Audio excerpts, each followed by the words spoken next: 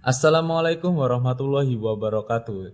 Selamat datang kembali di channel Andikur, channel yang akan membahas seputar kisah Islami, sejarah, dan kisah inspiratif yang akan dikemas dalam kisah bergambar. Dari Ibnu Qayyim rahimahumullah al-Jauzi menceritakan kisah Abu Qudamah. Abu Qudamah adalah seorang yang suka berjihad di masa tabi'in, dan dia suka memotivasi orang untuk berjihad. Suatu ketika, dia ditanya di salah satu masjid, "Wahai Abu Qudamah, pengalaman apa yang paling berkesan bagi Anda di kancah peperangan jihad?" Dia bilang, "Seorang anak muda yang bertemu bidadari." Maka orang-orang pun pada bertanya, "Seperti apa ceritanya ya Abu Qudamah?" Sebelum melanjutkan videonya, mohon bantuannya untuk tekan like, share untuk mensiarkan kebaikan, dan subscribe channel ini, dukung channel ini untuk terus mensiarkan kebaikan. Untuk mengetahui kisah lengkapnya, tonton sampai selesai. Abu Qudamah pun mulai bercerita. "Suatu waktu saya pulang ke negeri saya memotivasi orang-orang untuk berperang berjihad. Saya sampaikan ayat-ayat, hadis-hadis, kisah-kisah nyata, sampai orang-orang pada termotivasi untuk berjihad. Setelah selesai, saya pulang. Besoknya ingin membantu pasukan bergabung dengan pasukan muslimin untuk berjihad.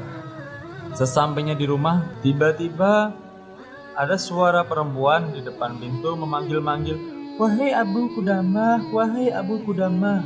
Lantas saya pun bilang, 'A'udzubillahi minasyaitonirrajim. Jangan sampai ini godaan syaitan. Wanita malam-malam memanggil-manggil di depan pintu. Saya takut terjadi fitnah.' Saya tidak bilang kalau saya tidak mau membukakan pintu. Kemudian terdengar lagi suara wanita itu memanggil, 'Abu Qudamah, bukalah pintunya.' Saya kembali berucap, 'A'udzubillahi minasyaitonirrajim.' 'Wahai Abu Qudamah, bukankah engkau yang memotivasi kami untuk berjihad?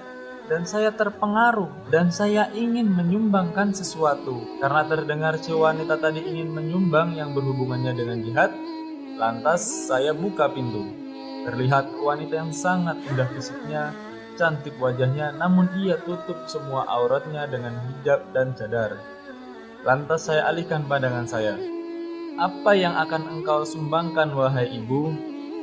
'Sesuatu yang paling indah pada tubuh saya, yaitu rambut saya.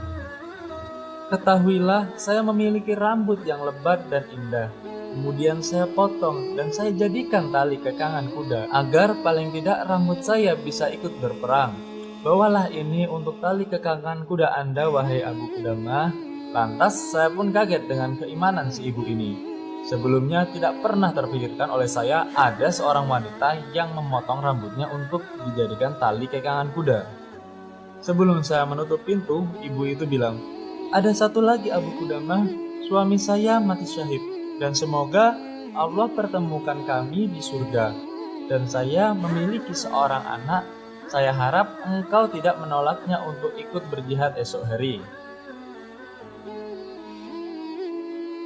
Di keesokan harinya, setelah menjalankan sholat subuh, saya sudah siap membentuk pasukan. Tiba-tiba terdengar dari belakang seorang memanggil-manggil, 'Abu Qudamah, Abu Qudamah.' Kemudian saya menoleh ke belakang.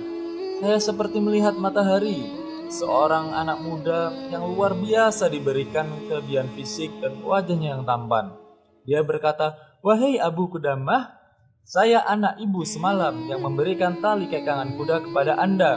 Wasiat ibu saya agar saya tidak pulang dan mati syahid menyusul ayah saya ke surga.' Saya pun tambah terheran-heran melihat keimanan ibu dan anak ini.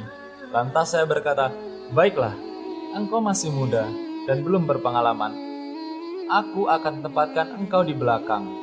Saat itu, si pemuda ini hanya terdiam. Saat pada medan perang, pemuda ini pun maju dengan tanpa ragu dan tanpa rasa takut. Kemudian saya hampiri dia dan berkata, 'Mundurlah hai anak muda, engkau belum berpengalaman. Saya khawatir atas dirimu.' Lalu si pemuda ini menjawab, 'Allah berfirman, hai orang-orang beriman, jika kalian bertemu dengan orang kafir, jangan kalian mundur.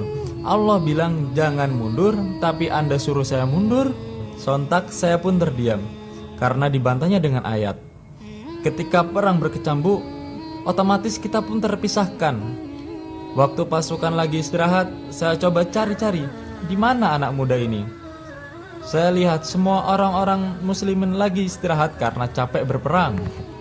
Maka saya lihat si anak muda ini sibuk menyiapkan makanan para mujahidin dan mengikatkan tali kuda. Terlihat anak muda ini sangat menikmati apa yang Allah dan Rasulnya perintahkan. Kemudian perang berkecamuk lagi untuk yang kedua kalinya. Pada saat maju, saya sudah melihat anak muda itu di depan. Saya datangi lagi anak muda itu. "Hei anak muda, mundurlah. Saya khawatir akan dirimu." Anak muda itu pun kembali berkata, "Allah berfirman, hai orang-orang beriman, jika kalian bertemu dengan orang kafir, jangan mundur. Allah bilang jangan mundur, tapi Anda suruh saya mundur." Saya pun terdiam. Ketika perang berkecamuk, otomatis kita pun terpisahkan. Sampai akhirnya tiba malam hari, waktunya istirahat. Saya cari di mana kemah anak muda itu. Kemudian saya menemukan kemah anak muda tersebut dan saya pun masuk ke dalam. Ketika saya masuk, anak muda ini sedang tidur dan tersenyum. Saya pun penasaran, anak muda ini sedang mimpi apa sih? Setelah senyumnya reda, saya tepuk anak muda ini dan terbangunlah dia. Maka saya tanya, "Apa yang engkau lihat, hai anak muda?" "Demi Allah, saya melihat saya masuk surga. Isinya taman-taman, pelayan-pelayan, dan luar biasa luas surga itu. Dan ada seorang wanita yang sangat cantik.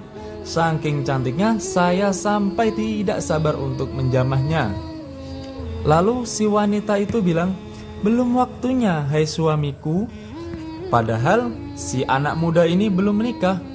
Lalu anak muda itu pun melanjutkan ceritanya. Si wanita itu bilang, "Engkau akan bertemu denganku besok siang.